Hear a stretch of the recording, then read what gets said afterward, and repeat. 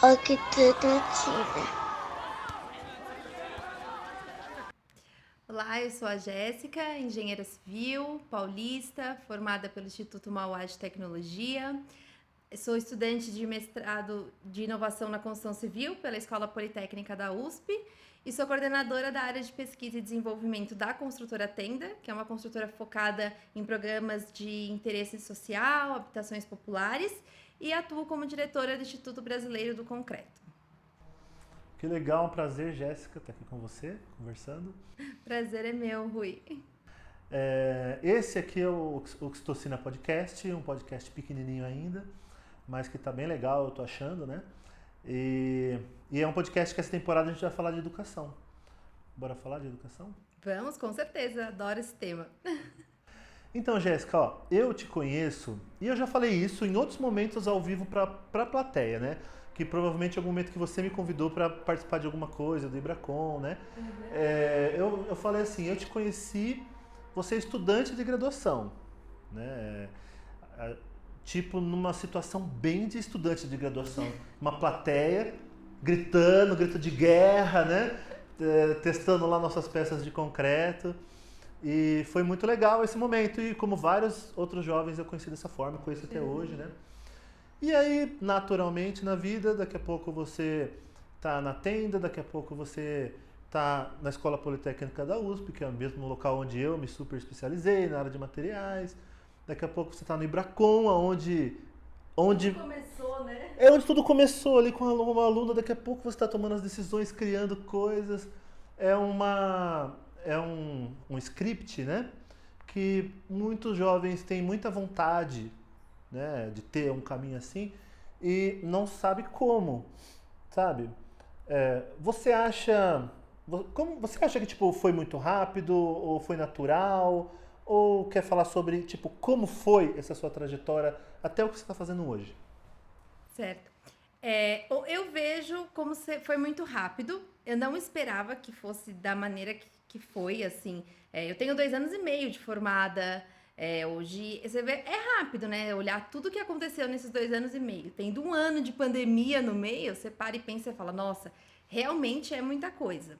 Mas eu acredito que é muito proporcional à intensidade que eu coloco nas coisas que eu faço. Então, eu tenho uma mania de, se eu gosto de algo, se eu vou fazer, eu vou dar 101%. Eu vou tentar dar sempre o meu melhor. E graças a Deus, assim, tudo que tem acontecido tem retornado essa minha dedicação nesses reconhecimentos, as oportunidades que têm surgido, né, bastante. Desde o grito de guerra, né? Desde aquele do silêncio lá, que eu não esqueça. Todo mundo, daqui a pouco, você fica todo mundo quieto lá, né? Que o grito de guerra da Mauá lá no Ibracon, né? A torcida do silêncio. Nossa, muito legal. Vocês se prepararam até pra torcida aquele ano. Concordo, tem que botar energia, né? As pessoas têm que colocar energia no que faz, né? Exato. Hoje, assim, hoje até que o mercado está muito bom. Talvez, né, a gente tá... Que dia que é hoje? Eu nem sei que dia que é hoje. 24? 24? 25 de abril. 25. Eu sei que hoje, 25 de abril de 2021, a engenharia civil está com várias empresas com muitas vagas. Estagiários todos estão estagiando, os alunos todos, né? Uhum. Então, a gente não vê tanto discurso de dificuldade, né? As pessoas estão entrando aí no mercado de trabalho. Outras épocas é o contrário, né? Que a nossa engenharia é uma commodity, né? É um investimento para a faculdade, né? Tipo, não tem um período que está na baixa, tem um período que está na alta, porque sempre a engenharia civil vai estar muito na alta. Os extremos, né? Você sempre vê, ou tá muito em alta, ou tá muito em baixa ali, aquele período. Mas sempre vai existir pela importância da nossa engenharia, uma engenharia que é social, né? Agora, assim, tanto em baixa quanto em alta, eu vejo no estudante muita dificuldade de se ver na carreira. Não sei te dizer quantos estudantes a gente conversa e ele simplesmente não sabe se ele quer ir para a obra, sabe? Se ele quer fazer pós-graduação, se ele quer fazer, sei lá, projeto, quer infraestrutura, não sabe. Às vezes ele simplesmente fala, professor, eu acho tão legal que você traçou essa carreira, você foi fazer mestrado lá na USP, eu simplesmente não sei o que eu vou fazer. Tanto assim o desempregado com mais tristeza, quanto o empregado, que às vezes ele está numa obra e está só atrás da demanda, mesmo assim ele fica meio perdido. Né? Assim, Você consegue ver isso também ou tipo, porque você tá mais dentro dos jovens, né? Você é super novinha, né? Eu já fui super novinho há 20 anos atrás. Agradeço pelo elogio do super novinha. Um pouco nem tanto. Mas você vê isso também ou não? Ou existe um grupo mais calado lá? Talvez eu não tenha essa conversa com essas pessoas porque elas já estão certas do que vão fazer da vida. Mas você acha que tipo quem não sabe é maior o grupo do que quem sabe? Eu acho que a grande maioria não sabe. É muito complicado, assim. Você também pensa, tão jovem, todo mundo tem que decidir o que quer pra vida, com tantas incertezas, a gente não conhece as coisas ainda e você tem que tomar uma decisão de algo que você vai fazer pro resto da sua vida. Não é fácil. E quando você está no curso de engenharia civil, por exemplo, você não tem tanta vivência com a prática. Então você nunca sabe como que vai ser. Então todo mundo, a gente tem aquela assim, como seria se eu estivesse na obra? Mas você não sabe, porque muitos às vezes não conseguem fazer estágio, às vezes não tem essa vivência, né? Então, por exemplo, quando eu estava na faculdade, eu tinha certeza que eu ia seguir uma carreira acadêmica, que eu iria para o mestrado, doutorado, pós-doc e ia ficar ali. No meio do caminho surgiu uma oportunidade de fazer estágio. Eu precisava dos créditos, né? Porque você precisa ter os créditos para concluir o estágio obrigatório da faculdade. Aí eu fui fazer, eu falei, quer saber? Vou lá, faço o tempo mínimo necessário e pronto, né? E aí foi onde eu me encantei e não saí mais. Mas, por exemplo, quando eu tava no estágio, eu tive um gestor que chegou a olhar pra mim e falou assim, eu tenho uma dúvida com você. E eu me formava, assim, 15 dias depois. Ele falou assim, eu não sei se você quer ser acadêmica, se você quer ser daqui do mercado. E eu preciso saber isso pra saber o que eu faço com você daqui 15 dias. Porque se você me vira e fala, eu não quero ficar no mercado, não tem por que eu te efetivar, sendo que eu tenho uma pessoa que quer ficar aqui no mercado concorrendo pela mesma vaga que você. Agora, se você me fala que quer, você sabe que o seu mundo acadêmico vai ter que ficar de lado. E isso era uma dúvida, assim, que me pegava, assim, me corroía o dia todo. Eu ficava assim, e aí, o que eu quero? O que eu vou fazer? E aí, é essa dúvida que eu acho que todos os jovens têm, né? Porque não tem a vivência, não tem aquela experiência, né? É, a engenharia civil, eu acho que ela é muito dependente de fazer estágio, sabe? Muito. Porque, por exemplo, em medicina, estudante de medicina, na faculdade, tem um hospital universitário. O cara não vai testar só no boneco, né? É a vida das pessoas, né? Ele vai ter que ir lá um dia acompanhar um médico, outro dia atender, né? A engenharia civil, a faculdade, devia ter o canteiro de obra universitário. Deveria também. Como é que a gente vai botar um cara para tipo fazer a gestão de obra? Que a gente quando entra na vida profissional mesmo percebe que a gestão da obra toma tipo um tempo gigante, né? O aluno fica achando que vai ter que fazer cálculo de viga hiperestática todo dia na obra, na vida profissional, e ele vai ter que fazer documentação, gestão, ele tem que tomar decisões, né? Ela é muito dependente disso, né? Mas aí eu acho que às vezes os alunos se perdem nesse momento também, sabe? Porque ele tem uma faculdade e a realidade é um degrau muito grande. É uma outra realidade, né? São dois mundos. São dois mundos. E muitos alunos se perdem ali. Só usou a faculdade para ter o diploma. Outros conseguem identificar o que vai usar cada ferramenta, o que vai melhorar, né? E outros simplesmente tipo fica preso ali. Exato. Ainda mais quando começa a ganhar dinheiro. Porque dinheiro é saboroso, né? É. Atrai, né? Segura Ou é um ali. saborzinho que é igual esses doces que a gente come, que é comer sempre mais um, né? Porque enquanto a gente é aluno vai aguentando ficar duro, né? Depois que a gente começa a trabalhar, a gente meio que se encanta por aquilo ali, né? Mas eu acho que para ser como você, ou pessoas que tipo conseguem ter multitarefas assim, tem que desapegar às vezes dos medos, né? Você tem que enfrentar os seus medos ali, né? Você tem que tomar esse. E ele até virou pra mim e falou assim uma vez, ele falou assim, mas. Então, aí eu falei assim, mas eu não consigo decidir. Eu falei, eu quero os dois mundos, eu não posso ter as duas coisas, é muito difícil não ter. Aí ele falou assim: você quer ter dinheiro ou você quer ser feliz? Aí eu falei, eu quero os dois. Eu quero ter dinheiro e quero ser feliz. E eu quero unir os dois mundos. E aí a gente ficou naquela indecisão, né? Até descobrir realmente o que eu queria fazer. A Tenda é uma empresa muito madura, né? Uma empresa muito boa. Pelo menos o estagiário que eu conheço, que trabalhou lá e tal, né? E a gente conversou com a Tenda um dia desses também, eu, meu chefe, né? Sobre como o perfil do engenheiro civil. Eu acho que é uma empresa bastante madura, ao ponto dele ser honesto com você, né? E até te posicionar dentro da tenda numa posição de inovação, não é isso que você faz lá? Sim, é uma empresa assim, eu falo que é uma escola. Então, o que eu aprendi na tenda nesses 4 anos que eu tô lá, assim, universidade nenhuma ensina porque é a prática, né? Que é o que a gente não tem no dia a dia, quando você tá ali como estudante, né, dentro da universidade. Então, você consegue unir os dois mundos, assim, o que você aprendeu ali na teoria com a prática do dia do mercado, né? E eu falo assim que eu não sei o que seria se eu não tivesse ali feito aquele estágio na tenda, por exemplo. Porque as oportunidades na área de inovação, de pesquisa, são poucas quando você procura no mercado da construção civil. É bem raro.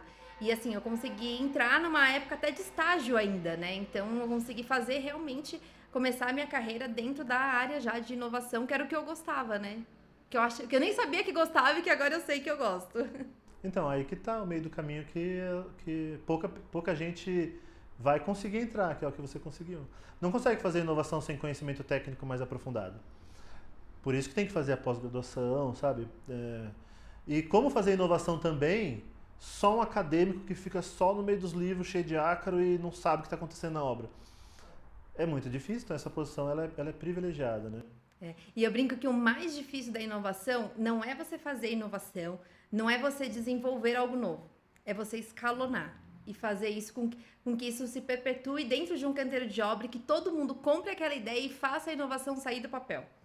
Porque no papel é fácil, não é que é fácil, mas é mais simples quando está tudo no seu domínio. Quando você tem que transmitir isso para outras pessoas e fazer escalonar, aí é realmente o desafio da inovação corporativa. Não sei se você já leu o Quadrante de Pasteur.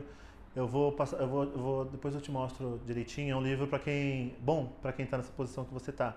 Porque nas empresas que fazem inovação, nas faculdades e tal, esse é chamado de Vale da Morte. Por que o Vale da Morte? Porque quem é acadêmico faz lá o estudo científico tal, perfeito pro paper, pro artigo. O cara da obra tal tá resistindo porque ele tem que entregar a obra no cronograma tal. Mano, quem que é o ousado que vai ficar no meio e desenvolver um negócio novo? Né? Eu acho que só acaba nesse meio quem de fato tem garra, tem vontade, que é o motivo que eu quis conversar com você hoje aqui, né? Eu também sempre fui, assim, eu nunca fui extrovertido igual você, não sou. Quer dizer, eu sou bagunceiro, eu gosto de Eu ia bagunça. falar que eu lembro de você nos congressos, hein, Rui? Não, calma aí, vou começar de novo. Sou bagunceiro, gosto de bagunça, gosto de alegria, gosto de estar à vontade, mas eu sou tímido, eu sou muito tímido. Na escola, assim, na faculdade, eu era muito tímido. Mas eu sempre fiz as coisas com muita garra. Então, de algum modo, eu também consegui trilhar o caminho que eu queria. Eu já fiz inovação desde também do estágio, na fábrica de cimento, né, testando coisas lá dentro. E criei minha carreira nesse sentido. Mas eu não sabia também. Quando eu entrei no mestrado, eu falei assim, Deus me livre de fazer doutorado. Isso é pra gente doida. É muita coisa, é muito difícil, é muito profundo e realmente é muito suor, é muita dedicação. E aí, quando eu estava no final do mestrado, que eu comecei a entender e fiz doutorado, né? E eu não queria ser professor. Eu não pensava em ser professor.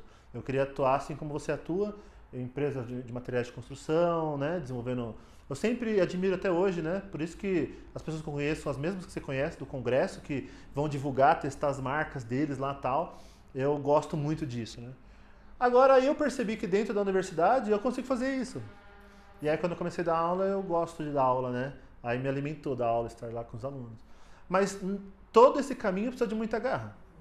Precisa. Porque tem dia que dá aquela vontade de desistir. Você acorda com aquele desânimo, ou às vezes você tá dentro de um projeto, seja na universidade ou no mercado, e ninguém acredita, né? Porque geralmente inovação a gente tem uns projetos que tu não fala, não, é impossível isso daí, imagina, isso não vai pra frente. E você tem que ficar ali, persistindo. Então você tem que realmente, todo dia de manhã, tomar uma dosezinha de ânimo ali pra persistir, pra não desistir, porque é realmente todo dia um desafio novo nessa área de inovação.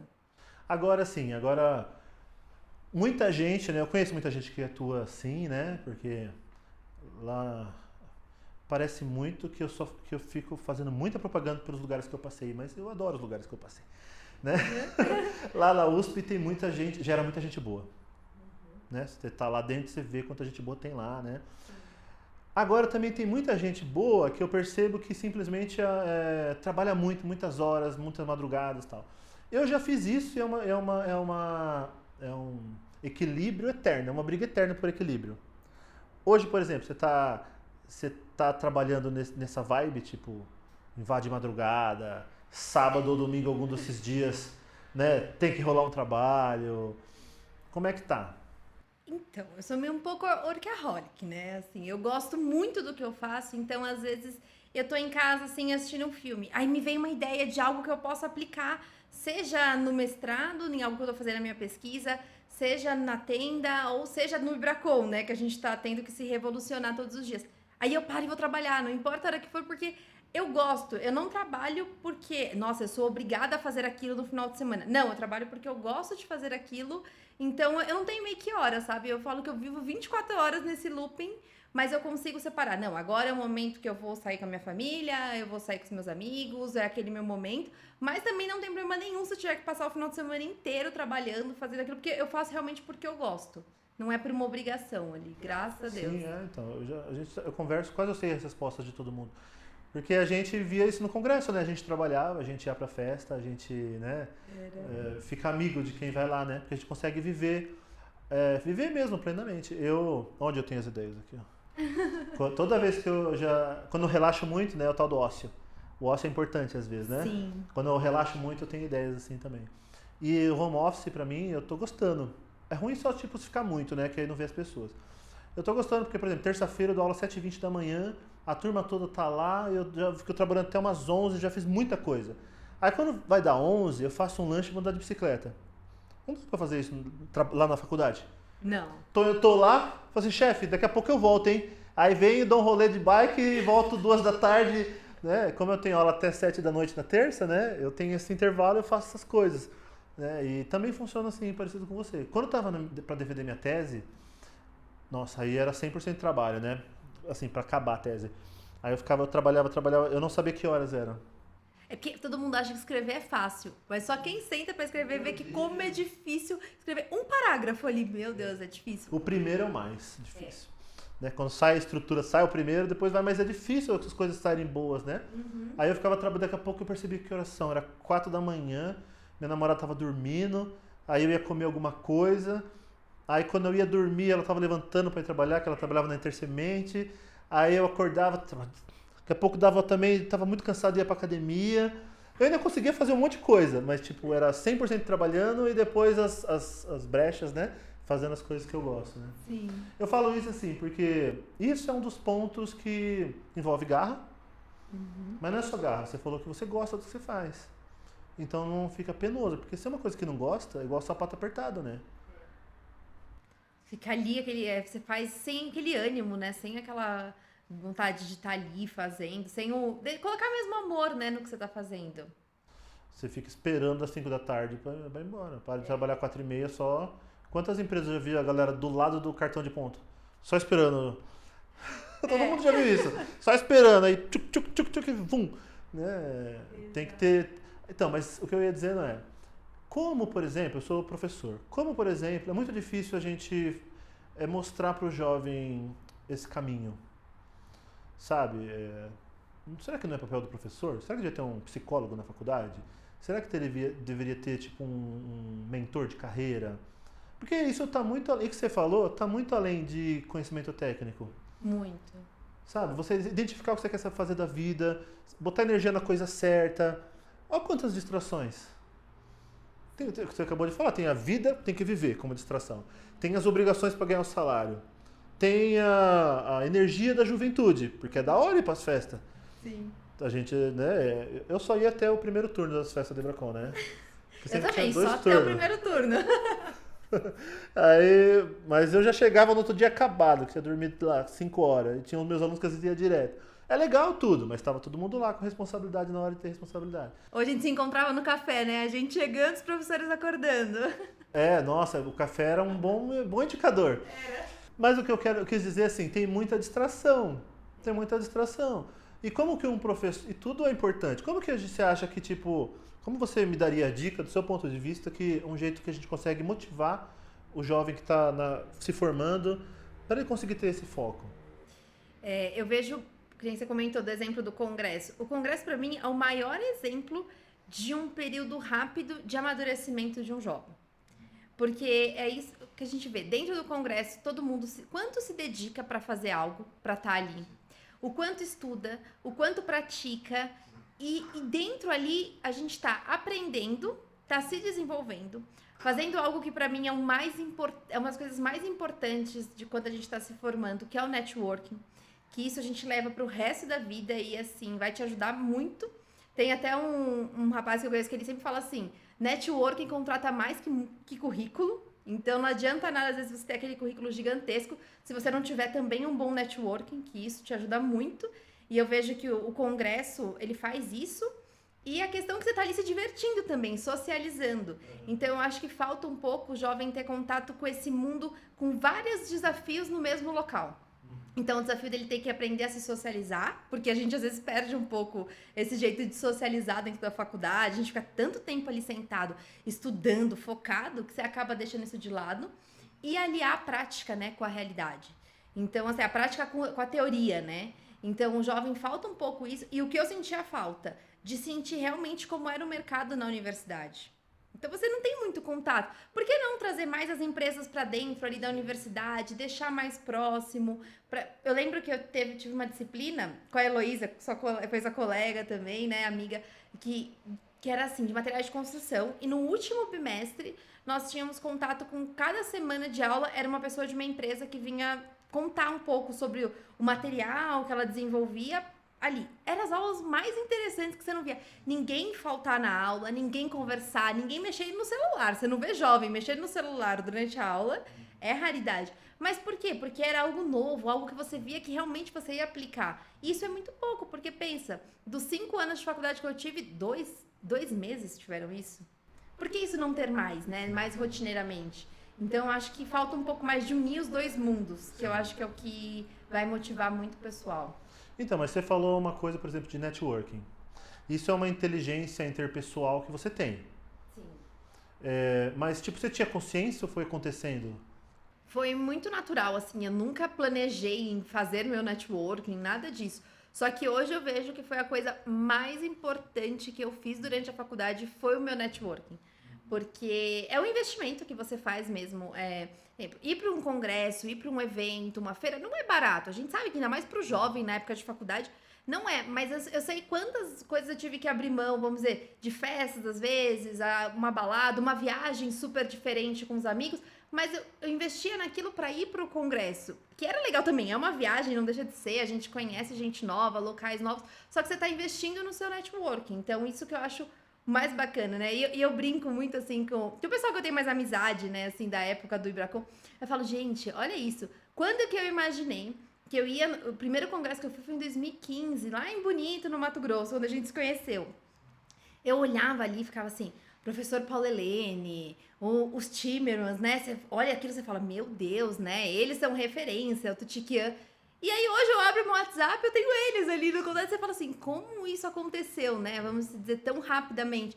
Mas por quê? Você tem que investir no seu network. Então eu vejo que é uma das coisas mais importantes. Eu acho que devia ter uma cadeira na faculdade que ensine a pessoa a desenvolver o seu network, montar o seu network, porque isso é essencial, assim, na vida profissional, tanto no mercado quanto academicamente. A Mari, né, no episódio dela, no final, ela fala assim, a gente devia ter um ambiente social dentro da faculdade, um restaurante, um bar, que misturasse professor, misturasse convidado, misturasse o aluno. Porque no congresso é isso, tá uma mesa lá no jantar que você senta, quando eu era estudante, eu sentei na mesa do presidente do ACI. Então, olha isso. Ah, eu nem sabia o que era, só um cara brancão lá todo que parecia que não era brasileiro. Aí minha professora Sandra cutucou, ela falou quem que era, meu Deus do céu, que eu tenho essa oportunidade, né? E tem que saber lidar com a situação, né? Agora, assim, quando a gente está no mestrado, parece que as pessoas tomam um pouco de mais consciência nisso.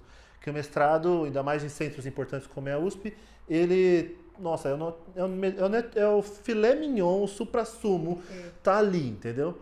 Só que você já na graduação fazia isso de modo muito consciente, porque muitas vezes eu vejo nos congressos o pessoal de mestrado como aquela pessoa forçando o network.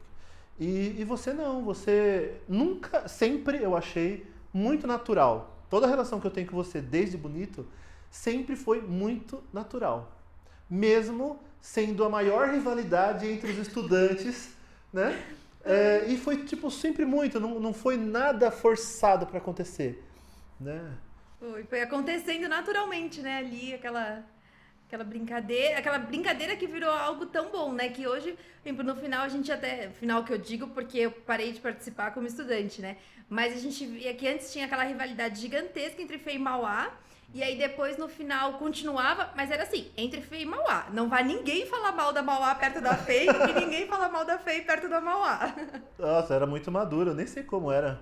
Uma vez o Kurt falou que no passado tinha briga, né? De sair na porrada, né? Aluno, quando tinha de esporte, né? Porque a gente subia na arena e era um gritando contra o outro. E a gente descia da arena e a gente era muito amigo, né? Chegava nas festas lá, né? Especialmente, no último episódio, antes desse aqui, eu gravei com a minha orientadora de iniciação científica. Aí eu falei que a rivalidade durava até... O ódio da gente, das faculdades, durava até a primeira festa. Exatamente. Primeiro encontro no bar. Primeiro encontro, tipo, nossa, virava mó amigo já, né? Eu lembro em Minas Gerais, em BH, primeira noite, eu acho. Primeira noite, eu não lembro se você tava. Era um bar de esquina, bem normal. A Mauá tava inteirinha lá. Você devia estar também. Não me lembro, mas devia estar. Porque foi logo depois, né? Foi Bonito, depois BH. Depois BH. Isso. Então, aí a gente tava lá no bar. Aí tava a mesa assim, daqui a pouco tava eu na ponta da mesa e tava a Mauá inteira. Nossa, achei muito da hora, porque a galera, alguns já me conheciam, como você e tal, e alguns não, né? Nossa, ali foi o momento mais da hora do congresso. É muito legal. São os melhores momentos, né, que a gente tem, assim, fica uma recordação muito legal. Como vai exercitar isso, né? Só quem participa dos concursos do Ibracon? Não precisa, isso que precisa aumentar, né, explorar mais isso. Eu lembro também, uma vez que eu tava meio atritado com meus alunos, né? Foi um ano antes da gente fechar a equipe, reestruturar a equipe. E aí eu não sei se eu já falei isso pra você, fiz questão de falar aqui no episódio, que você foi a pessoa que melhor me recebeu lá no congresso. Eu não sei se você lembra, ou se você percebeu. Foi isso. o de Foz. Foi de Foz. Que eu cheguei, a gente... Até a galera tava falando assim, nossa, a Fê tá meio desanimada, né? E aí quando eu cheguei na arena, cheguei acho que depois deles, você veio, me pegou, me levou até lá no meio do pessoal lá não era só a Mauá que tava fazendo uma festa, era a Mackenzie também. E a gente se uniu, né, depois com o Mackenzie também. Aí depois vocês estavam fazendo lá umas danças lá e tal, e queria que eu fizesse também. E aquele momento foi importante, sim, né? Porque, como eu falei, eu nunca senti forçado, eu sempre achei que foi muito natural. E você tem essa habilidade mesmo, assim, né? Essa interpessoal. Eu gosto de unir as pessoas, assim, eu acho que, principalmente porque, eu não sei, é uma coisa que eu tenho em mim, ninguém sabe tudo e ninguém é bom em tudo. Então a gente sempre tem algo que a gente é muito bom e que os outros também são. Então por que a gente não se unir com diferentes pessoas para tornar, vamos dizer, o mundo melhor, os concursos melhores ali? Então eu sempre busquei juntar todo mundo. A gente juntava todas as universidades, fazia essa integração por isso, né? Para realmente a gente formar um núcleo jovem muito importante, assim, na cadeia produtiva da construção. E isso é muito legal de ver, porque até essa semana, lembrei de você, Rui, eu estava numa reunião do trabalho, vendo com uma empresa parceira, um novo desenvolvimento, e no meio da reunião, um engenheiro responsável lá do projeto da outra empresa virou e falou assim, Jéssica, você estudou onde? Aí eu falei assim, na Mauá. Ele, você era a Jéssica do Concreto Mauá, não era? Aí eu, ai meu Deus, era? Aí ele fez assim, eu era o Pedro da FEI, ganhei de você no congresso e tudo. Então você vê, o network, a gente se conheceu lá. Não lembrava dele, ele também assim, não lembrou de mim logo de início, mas conversando ali, a gente lembrou e aí começou a conversar e lembrou da época que a gente competia. Então olha aí, o networking como foi importante, né? Porque talvez se tivesse tido uma briga naquela época, já não ficaria um clima tão legal e ia fingir que nem lembrou, né? Vamos dizer assim. Que da hora, Pedrão é muito legal. Lá em Bonito, né? Ixi, agora acabou a entrevista, eu tô lembrando os causos aqui agora. A gente... Lá em Bonito, eu lembro que a gente tava num bar lá que podia rabiscar a parede, você lembra? Eu lembro desse bar. Aí a galera tava lá, daqui a pouco tava gigantão assim, chupa feio. Daqui a pouco alguém da frente vem embaixo, chupa Mauá. E veio um externo lá e fez um coração. E pegou um coração lá dentro. Eu tenho essa foto até Ah, hoje. você tem esse eu vou te coração? mandar. Ah, que da hora, manda. A gente começou a escrever chupa feio e chupa Mauá nos braços. Não saía, não sei se vocês acharam aquela caneta, não saía. Ficou 3 dias todo mundo que tomava banho e não saiu. Chupa feio e chupa E a Mauá. Marcela, você lembra da Marcela? Lembro. A Marcela tinha uma tatuagem de uma casa na planta baixa. Que era da casa da avó Da dela, avó não dela. era? E Lembro. nesse dia a galera desenhou a mobília. E não conseguia tirar mais, ficou. Ai, que da hora. Foi muito legal mesmo. Foi muito bom. Agora sim, beleza. Estamos na faculdade, agora viramos adultos. Estamos no mundo profissional. A gente entra na USP, que é um lugar de excelência, é um ambiente mais pesado. Sim, tipo, é mais pesado porque os conteúdos são muito mais profundos. Sabe, é um mundo completamente novo, assim, né? Pelo menos eu me senti assim quando entrei. Eu entrei, minha primeira aula foi uma prova do Figueiredo. Falei assim, no primeiro dia uma prova, eu não sabia as coisas que estavam lá. E realmente, você tem que ficar correndo atrás, não tem mordomia, né? Não tem muito do professor cuidar do aluno, né? E como que a pessoa lida, assim? Porque quando a pessoa tem paixão, tem que ter muita maturidade emocional, porque senão, do mesmo jeito que ela tem empolgação para fazer as coisas que ama, ela às vezes se abala com um ambiente que não valoriza aquilo ou que é mais pesado. Sim. De algum modo isso acontece ou não? Se bem que você tá com o Figueiredo, né? Figueiredo é amor exalando. Eu brinco que o Figueiredo foi um sonho ter conhecido, assim, e hoje ter proximidade com ele, eu não sei nem expressar isso, porque eu já brinquei com ele uma vez, ele ficou até bravo comigo, porque eu falei assim, Figueiredo, você, pra mim, assim, é igual, sabe aqueles meninos que veio o Neymar como um ídolo? É o Figueiredo pra mim, eu tinha o Figueiredo como uma pessoa, assim, um ídolo mesmo. Então, meu TCC, quando eu fiz, né, o trabalho de conclusão de curso, eu fiz na parte de concreto com fibra, então eu li bastante trabalhos do Figueiredo, e eu nunca me esqueço do dia que eu, junto com a Patrícia, que fazia o TCC junto comigo, a gente tava com umas dúvidas, e a gente não conseguia tirar a dúvida, era uma coisa muito simples, hoje eu vejo que era muito simples, mas na época pra mim não era. E aí a gente conversou com a Heloísa, a orientadora, a Heloísa falou, olha, isso é muito específico de concreto com fibra, eu também não sei, né? Aí eu falei assim, vamos mandar um e-mail pro Figueiredo? Vamos pegar o e-mail dele lá no site da USP e vamos mandar? Ah, vamos, né? O não a gente já tem. A gente mandou. Em menos de 24 horas, ele respondeu o nosso e-mail, super solícito, e marcou um horário pra gente ir lá na USP pra ele explicar pra gente pessoalmente. Aquilo foi assim, ficou marcado na minha vida, porque eu falei assim, nunca imaginei que uma pessoa tão que a gente vê como referência, né? Parece que tá lá em cima, longe, que a gente nunca vai conseguir encontrar, ter contato, fez uma coisa tão assim, aberta, né? Porque não era uma aluna da universidade, não era nada. E aí a gente foi, ele esclareceu, e depois, no mestrado, voltar e poder estar ali no grupo de pesquisa junto com ele, foi uma realização, assim. Eu brinco, eu acho que é isso também um dos motivos que sempre, é algo que tá sempre me motivando ali, tá? Porque você fala assim, quantas pessoas queriam estar aqui onde eu tô, e não podem estar, não conseguiram estar, então se eu tô aqui, eu tenho que dar valor a esse privilégio, né, a esse mérito aqui. Então, eu acho que é isso que também sempre motiva ali, porque realmente é pesado, é uma cobrança intensa, né, porque realmente você tem que fazer valer aquilo que você tá ali, aquela oportunidade que você teve, né. Quantas pessoas concorrem a uma vaga de mestrado?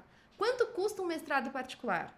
Então, a gente que tá ali, que tem essa oportunidade de fazer algo, né, dentro de uma instituição tão referência e sem esse custo que então tem que valorizar mesmo, né? E abraçar todo dia aquela causa. Eu até brinco. Eu falo pra Renata, né? Minha orientadora, eu falo assim, Renata, eu vou pedir prorrogação de prazo só pra poder ficar mais tempo aqui na USP. Porque eu não quero acabar. O Figueiredo é muito inteligente, né? E ele tem uma sensibilidade muito grande. Muito humano. Eu lembro que era muito difícil a matéria dele, a ciência dos materiais, quando eu fiz, porque eu não tinha tido essa matéria na faculdade, ciência dos materiais. E aí era uma motivação parecida com o que você falou, porque eu anotava tudo, eu ia ler tudo que ele falava depois da aula, porque eu me sentia assim, não é possível que está escrito um negócio no idioma que eu nasci e eu não estou entendendo esse negócio aqui. Aí eu estava pra caramba e ele fazia ficar fácil, né? Isso é legal. Ele fazia ficar leve, né? Ficar leve, exatamente. Ele- Não é fácil, é leve. Isso, ele dá uma leveza no conteúdo e nunca uma dúvida sua ele vai te julgar, ele nunca vai falar de um jeito que você vai ficar acuado de perguntar. Muito pelo contrário, você fica até leve, você fala assim, não, vou perguntar porque ele vai me esclarecer de uma forma tranquila, né? Mas continua do mesmo jeito, viu? Porque eu fiz a disciplina no passado e tá desse mesmo jeito que você falou. Eu falo Ele que... tem Abigail ainda? Não. Vendeu a Abigail? Não lembro. Abigail Não, é o Abigail carro. é o carro. Ah, É. não, tem sim. É a Tem. Belina. Tem a Belina, é a Belina. Eu não sabia que o nome era Abigail. Mas eu falo que o bom do ano passado, de ter feito a disciplina ano passado, porque é uma disciplina, vamos dizer assim, pesada, né? O conteúdo, é porque era online. Então ele gravava as aulas. Então, além de assistir a aula, depois dava pra assistir as gravações. Então, ajudou, né, nessa parte do conteúdo. Será que eu esqueci de passar por alguma coisa aqui? Porque eu queria, o objetivo, né, de hoje é mostrar o seguinte: esse caminho de você se formar, conseguir ser multitarefa, conseguir realizar as coisas, conseguir a promessa que é vendida para todos, né? Porque as redes sociais, o mundo hoje, vende uma imagem que 100% tem que acabar a faculdade, tem que estar empregado, tem que, sabe, estar no grupo de excelência, tem que estar fazendo coisas incríveis, sabe? Essa é uma propaganda que o mundo digital coloca. Ninguém bota quando errou, quando caiu de bike no Instagram. Bota quando foi o rolê da hora, né? E você tá trilhando esse caminho legal, não é uma competição por salário aqui, tá, gente? Por emprego, por posição. Não, é um caminho natural, né? E é muito legal que você tá trilhando. É um caminho que precisa de alguns itens. Então nós falamos aqui de garra, né? Você falou de aproveitar a oportunidade, né? Você falou do amor, da paixão que você tem, que você gosta do que você faz. Do foco que você tem que ter, Tem né? que ter foco, exatamente. Quando a pergunta foi trabalhar direto é workaholic, a verdade a pergunta é essa, tem foco? Tem que ter foco. Trabalhe com foco. Aqui, ó. Tá aqui ou não tá? Não tá aqui. Acho que a Gabi pegou. Tem um livro também, outro bom. Trabalhe com foco. Quero ver todos os livros depois. As dicas de livro. Tem que ter foco, sabe? Porque o foco não é só ficar muitas horas, é botar energia. É em poucas horas fazer muita coisa. E porque você está imerso naquilo, sabe? Está envolvido. A gente vai para uma competição, quando até o grito de guerra está planejado, está muito imerso de tudo no processo, né? Será que eu esqueci alguma coisa? Você acha que tem mais algum item? Tem uma coisa que sempre me perguntam, que eu acho que é até legal de comentar. Como você consegue atuar em tantas frentes com pouco tempo? Assim, todo mundo tem 24 horas, né? No dia de todo mundo tem... E como consegue atuar em tanto, né? E aí eu falo para as pessoas, para e pensa, o que eu faço? Eu trabalho na tenda, na área de pesquisa e desenvolvimento, de uma construtora que constrói só em parede de concreto. O meu mestrado é em inovação na construção civil, com foco na linha de pesquisa de materiais de construção em concreto. Eu trabalho voluntariamente na diretoria do Ibracon, que é o Instituto Brasileiro do quê? Do concreto. Então, se para pra ver, tudo que eu faço é numa coisa só, centralizada. Então, parece que eu estou cada hora numa coisa, mas não. Eu estou o tempo todo em todas as coisas. Porque tudo vira em volta do concreto. Então, às vezes eu tô lendo um artigo, vendo uma entrevista, vendo algo sobre um tema que eu vou aplicar em todas as áreas que eu tô atuando. Então, é difícil eu estar estudando uma coisa para uma coisa só. Eu estudo uma coisa para aplicar em diversos locais. Então, eu acho que esse é um pouco o segredo de você conseguir fazer várias coisas ao mesmo tempo. É você fazer com que todas elas estejam imersas no mesmo universo, que é de um tema único ali. Não adianta, por exemplo, se eu trabalhasse numa empresa que constrói em alvenaria, eu querer ser diretora do Instituto Brasileiro do Concreto e fazer mestrado em madeira. Eu nunca ia conseguir ter excelência em nada que eu fizesse. Porque eu ia estar cada hora com um mindset diferente. Só que quando você pega o seu mindset e faz ele ser único em tudo que você faz, fica muito mais fácil e rápido de você atingir aquela excelência, né? Acho que isso. Uma coisa alimenta a outra. Exatamente. Isso que vai complementando, né? Não é só ser multitarefa. Porque multitarefa a gente pode fazer um monte de coisa. É justamente multitarefa que uma coisa alimenta a outra. Para as coisas todas serem de excelência. Exatamente. E aí que vem as ideias, acho que, de você conseguir inovar dentro desse setor que não é nada inovador, que é a construção civil, né? Porque A inovação, ela vem de um período de incubação. Não adianta você sentar... Eu não sento na minha cadeira do trabalho e falo assim, hoje eu vou pensar numa inovação. Não, vem quando eu menos imagino. Eu tô no trânsito, tô tomando banho, tô no mercado. Vem, às vezes, as ideias de inovação. E você tem que ter isso, né? Que a inovação, ela precisa de um período de incubação para você conseguir colocar ela em prática. Mas para você ter alimento para esse período de incubação, você precisa estudar paralelamente para ter os insights, né? Para fazer acontecer a inovação. Lá na Epic, né, que é a equipe de inovação que eu oriento, a gente fala que tem que deixar a ideia cozinhar. Exatamente. A gente tem um dia, fala assim, hoje a gente vai viajar. A gente sai viajando, sai rabiscando todas as louças e paredes lá do laboratório. Aí depois a gente fica muito, muito apaixonado por uma ideia. Aí eles falam, vamos, assim, não, agora beleza, vamos pra casa, vamos deixar cozinhar, depois a gente volta e vê se aquela ideia tipo, é top mesmo, como a gente achava que era. Aí vem muito mais madura a ideia. Né? Exatamente. Isso é necessário. E eu acho que o mais legal, assim, que eu vejo hoje, por exemplo, se eu virasse e falasse assim, qual foi que você falaria, nossa, uma realização pessoal e profissional que você conseguiu unir? Eu vejo, por exemplo, você trazer algo da teoria do mundo acadêmico e você conseguir aplicar na prática. Isso é só gente que é nerd que... Quando eu vi assim, eu fiz uma conta química, aí eu experimentei, deu certinho, porque eu fiz o estequiométrico, deu igualzinho o que eu medi, sabe? E aquilo gerou uma solução que uma fábrica implementou e hoje está aí cobrindo as casas das pessoas. Não, mas não é só assim. Não, mas isso assim, só nerd se apaixona por isso. Porque pra mim foi incrível, assim. Mas como eu vou falar pro outro que isso é da hora? Da hora é pular de bungee jump, mano. Não é da hora tipo, a equação química dar certinho. Mas eu brinco, eu falo que, por exemplo, eu fiz meu TCC, você foi minha banca, né? Então, na parte de concreto com fibras. Obviamente, precisamos uma fibra que não era nem viável financeiramente no Brasil, que é uma fibra muito cara, que é o PVA, mas tem um desempenho muito bacana. Aí, quando eu fui para fazer meu mestrado, eu fui pensando nessa parte de concreto com fibra. Acabei no meio de tudo, a gente acabou... continua na fibra, mas com um foco um pouco diferente do que a gente inicia. Nunca o mestrado continua como a gente inicia, né? Sempre vai mudando. Mas aí, por exemplo, aconteceu de como eu ter feito o meu TCC na parte de fibra. Entrei na tenda e eles estavam começando a estudar fibra. Aí meu gestor na época falou assim, eu tô indo numa comissão que tá escrevendo as práticas recomendadas pro concreto com fibra. Você quer ir comigo nas reuniões pra você conhecer? Eu falei, quero, né? Curiosa, do jeito que eu sou. Comecei a ir com ele, aí saiu as práticas recomendadas do Ibracon ABS de concreto com fibra. Passou um tempo, usaram essas práticas como texto base para escrever as normas de concreto com fibra. Aí falaram na tenda, olha... Precisa de uma pessoa para representar a empresa de vocês, se caso vocês quiserem, dentro da comissão de norma. Só que na época esse meu gestor tinha sido mudado de área. Ele não estava mais na área de P&D, ele tinha sido movimentado para a obra. E aí eu estava com um gestor novo que estava começando a conhecer, né, o tema. Então para ele era... Ele falou, vou fazer o quê nessa comissão de norma se eu não conheço do tema? Você pode ir? Eu falei, posso, né? Eu queria ir, mas eu nunca ia virar e falar assim, deixa eu ir, né? Eu falei, não, posso. E aí a gente ficou 3 anos na comissão de norma e eu usei muitos conceitos do que eu aprendi no meu TCC, no que eu estudei durante a graduação, até porque a gente tinha fibra nos concretos dos concursos, né? E aí a gente escreveu a comissão de norma, dia 18 agora de fevereiro foi publicada as normas de concreto com fibra brasileira. E aí agora, mês passado, a gente concluiu o primeiro edifício da tenda em concreto com fibra e eu consegui acompanhar toda a execução.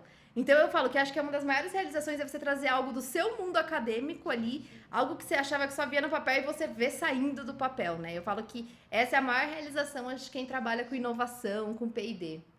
Ai, que legal. Esse vai ser o nosso fechamento, porque foi muito da hora. Gostou? Gostei. Eu tava lendo um texto aí de um livro falando... Geralmente quem consegue ter sucesso é quem não quer ter quem consegue viver sem ter a recompensa de dopamina imediatamente. Você falou o ciclo inteiro. Você falou de estudante, não sei o que lá, de trabalho e tal. Né? Até comissão de norma, um documento que é referência agora no Brasil para todo mundo construir em cima disso, até o prédio inteiro lá. Que legal. É muito legal. Eu falo que eu acho que é uma das maiores realizações. Eu brinco, né? Eu até brinquei um dia, eu falei assim, eu poderia sair da tenda agora feliz. Eles, não, agora não. Mas eu, sabe assim, que você vê que é um ciclo completo. Eu falo que o mais difícil é realmente você tirar algo do papel e trazer pra realidade. Então eu falo que aí isso motiva. Você fala, não, esse deu certo, eu quero o próximo já. Vira um vício, sabe? Você querer sempre fazer aquilo acontecer. Que legal, ó. Eu sempre termino com uma brincadeira, né?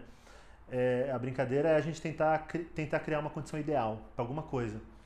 E eu ia conversando aqui, vendo onde a nossa conversa chegou, talvez seja assim, como criar alguma atividade dentro do período de graduação que prepare o jovem para, pelo menos teste ele para cada uma dessas habilidades que a gente falou agora. Para ele não chegar tão cru no mercado, porque não é só teoria, é um monte de coisa que a gente falou agora para ele conseguir conquistar, né? E pode viajar, pode coisas absurdas. Né? Pra você ter uma ideia, teve uma desses que eu terminei que a gente fechou, que é um campo de universidade, tinha que ter um lugar para uma tribo indígena fazer dança da chuva. Realmente foi longe essa. Foi longe essa, entendeu? Então a gente pode... Que tal a gente tentar criar essa com ideias aqui? No que eu falar, você pode alimentar, você pode criar uma outra e a gente cria um cenário ideal. Não, acho super legal. E lembrei agora, inclusive, que teve uma disciplina que eu fiz ano passado na USP que me fez pensar muito assim. Eu fiz uma disciplina... é outra coisa que eu falo que é um privilégio, sabe? Porque tem às vezes... Eu não sei dizer como, mas as coisas chegam até mim sem eu procurar. Isso eu brinco, eu agradeço ao universo que atrai essas coisas. Uma colega minha que faz mestrado na USP de Ribeirão Preto na parte de odontologia. Nada a ver. Só o cimento. Só o cimento, exatamente. Eles usam cimento Eles também. usam nas próteses, né? É um cimento super resistente. Ela me mandou assim, Jé, vai ter uma disciplina que eu acho que você vai gostar. Se fosse você, eu faria. Eu falei, mas aí, na odontologia, o que eu vou fazer aí? Não, dá uma olhada aí. A hora que eu abri, qual era o título da disciplina? Gestão da emoção para a formação de professores brilhantes. Aí eu falei, nossa, que legal. Eu tenho vontade de dar aula num futuro, porque eu acho que eu tenho que trazer um pouco do que eu vejo na prática para a sala de aula. Eu acho que como eu senti um pouco de falta disso, eu quero poder num futuro trazer isso, né? E aí eu falei, nossa, que legal. Ela falou assim, você viu quem vai dar aula? Eu falei, não, só vi o tema, achei interessante. Leia aí quem é o professor. Aí eu abri lá, desci e olhei, Augusto Cury. Nossa. Aí eu falei assim, meu Deus, ele? Quantas vagas são? Ela, 25 para a USP inteira. Falei, como que eu vou conseguir essa vaga? Aqui não, se inscreve. Porque abriu faz 10 minutos a disciplina. E pelo que falaram, o critério vai ser ordem de chegada. Não vai ter nota, não vai ter nada disso. Falei, vou me inscrever então. Me inscrevi. Graças a Deus, consegui a vaga na disciplina. A gente fez a disciplina. E aí ele fazia muito isso, porque assim, era uma turma, muita gente da parte de odonto, medicina. Eu era a única de exatas, não tinha mais ninguém de engenharia. E ele realmente fazia essas provocações pra gente. Ele falava assim, qual seria o cenário perfeito para a formação de professores brilhantes? Para você formar alunos brilhantes, o que você tem que fazer? Então, ele instigava muito a gente nisso. Então, eu achei muito legal. Eu acho que foi a disciplina que mais me marcou, assim, no mestrado todo. As outras, com certeza, aprendi muito, mas de marcar pessoalmente, assim, agregou muito. E eu vejo que eu mudei muito depois dessa disciplina, né? Tanto que é até legal, depois vou compartilhar. A gente escreveu um livro junto com ele, que tá para ser publicado futuramente. E aí, ele dividiu a gente em duplas, e as duplas escreveram cada um capítulo desse livro, e ele fez o prefácio, falando sobre a gestão da emoção para a formação de professores brilhantes, para a gente desenvolver os futuros profissionais, né, que vão vir para o mercado.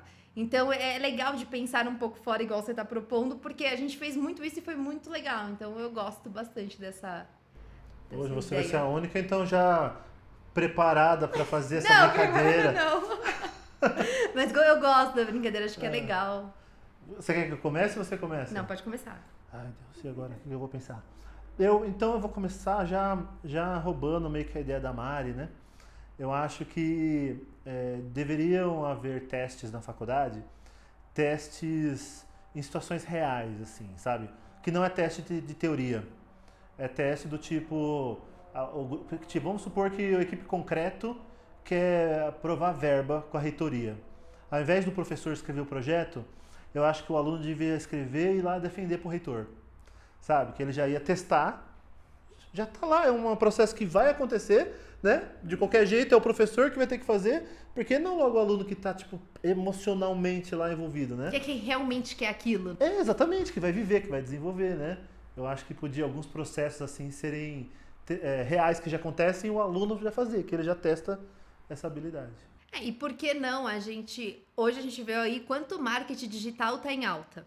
Por que não o aluno ou o grupo preparar um vídeo explicando por que aquele projeto dele está ali? Ele se autopromover do porquê ele tem que ter aquilo. Hoje, a gente é péssimo nisso na engenharia. A gente não aprende. É horrível nisso. E na área por exemplo, na área de inovação? Você precisa saber vender o seu projeto, senão ninguém compra dentro de uma empresa. E você tem que cativar um sponsor um sponsor de alguém que está ali em alta liderança na empresa para realmente financiar que é o seu desenvolvimento. Porque tudo tem um custo inicialmente, para depois você ter o retorno. Então a gente não aprende isso. Por que não, dentro da sala de aula, a gente ter mais isso? Então você falou do projeto de pesquisa para arrecadar fundos, mas por que não fazer um vídeo explicando o porquê que ele tem que arrecadar aquilo? Por que não, né? Trazer um pouco do marketing digital para dentro da sala de aula do engenheiro. Sim, e aí, né, como eu estou só roubando ideia, isso não precisa ser interno. Isso no marketing digital pode ter métrica de conseguir verba externa por essa ferramenta. Os patrocinadores? Exatamente, né? Porque eles já confiam muito nas equipes estudantis, né? Já conseguimos, de algum modo, o Ibracon e as escolas criar uma relação muito boa, né? Que as empresas confiam, né? Mas por que não profissionalizar mais essa relação? Os próprios alunos podem criar e já começar a atuar. Por que não um estágio de férias vinculado a essas empresas? Vir projetos internos. A gente tem muitos desafios dentro das empresas que é muito difícil de solucionar. Por que não pegar esses jovens que estão com essa garra toda, com força de vontade, de trazer um problema real que a gente tem dentro, vamos dizer, de uma obra, de uma fábrica, e falar assim, ó, esse é o problema. A gente precisa achar uma solução para isso daqui. E dar os parâmetros aí e eles terem que resolver aquilo. Com certeza iam sair coisas incríveis que a gente nem imagina. E que muita gente no mercado não faria porque a gente não tem esse tempo e essa motivação que o jovem que está na universidade tem. E sabe que a ingenuidade também é boa. É. Porque quanto mais velha a pessoa, mais ela fala assim, poxa, não vai dar certo isso. Eu já testei algo parecido com isso. Não vai dar certo. Aí vem o moleque novinho, não sabe, faz, não sabendo que não vai dar certo, dá certo. Né? Ele chega e faz e ele consegue resolver e dá certo. Excelente. Não, mas pensando um pouco nisso que a gente estava falando. Hoje, você vê, as empresas... Eu brinco que dois mundos têm que viver muito perto. Que é as empresas e as startups, por exemplo. Porque a empresa, você quer trazer inovação, você tem potencial para escalar a inovação, mas você tem medo de arriscar a inovação. A startup, ela não tem potencial para escalar, inicialmente, uma inovação, mas ela não tem medo de se arriscar numa inovação.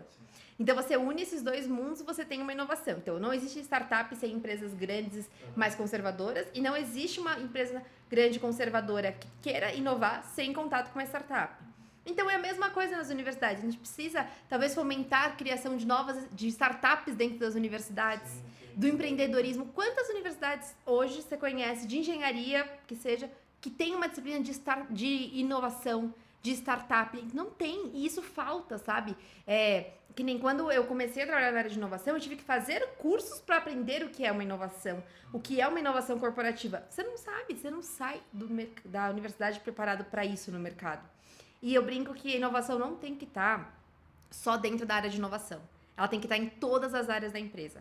Todo mundo tem que ter a cultura de inovação enraizada. E se você não construir isso dia a dia no seu aluno, ele não vai chegar preparado para ter essa cultura de inovação em qualquer área que ele esteja. Ainda mais o engenheiro, que é pragmático. E a gente é bem quadrado ali, né? A gente quer o seguinte, qual que é o desafio? Me dá aí que eu resolvo. Não necessariamente, porque a cultura de inovação é um monte de coisa. Né? Muitas etapas. Você fala assim, você tem que, primeira coisa, criar a persona, que é o seu cliente. Desenha quem é ele. O engenheiro fica agoniado. Ele fala assim, não, não quero saber quem é o meu cliente, o que eu tenho que resolver? Né? É difícil, ainda mais pegar os engenheiros mais antigos assim para conseguir fazer isso, né? Porque a inovação, ela é a junção de uma pessoa muito inteligente com uma pessoa muito criativa.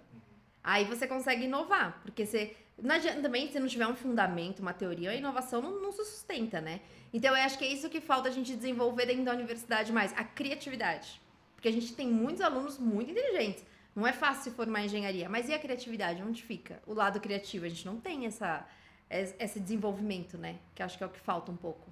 um dia, né, nessas reuniões que eu falei da Epic, a gente tava lá viajando, né? Aí eu falei assim, então sabe o que a gente vai fazer? A gente vai fazer um concreto para fazer a primeira habitação na Lua.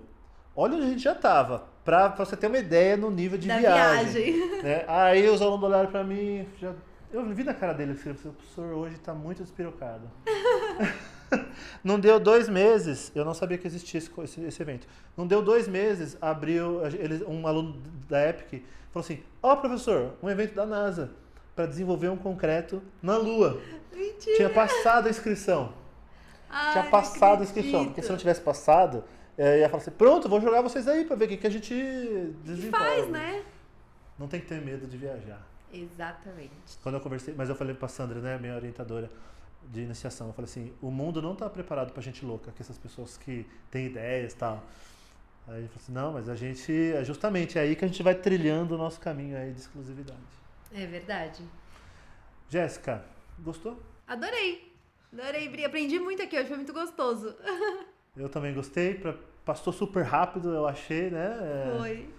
E foi um aprendizado, acho que quem assistiu, com certeza deve ter percebido que quase sempre os episódios eu conto história, né? Ou que eu vivi, ou de quem é meu amigo que viveu comigo, que a gente contou bastante da que você viveu, né? E comigo algumas coisas.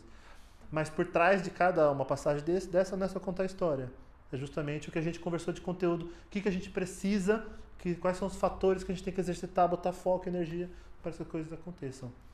Então, amei também. Ai, obrigada pelo convite, adorei.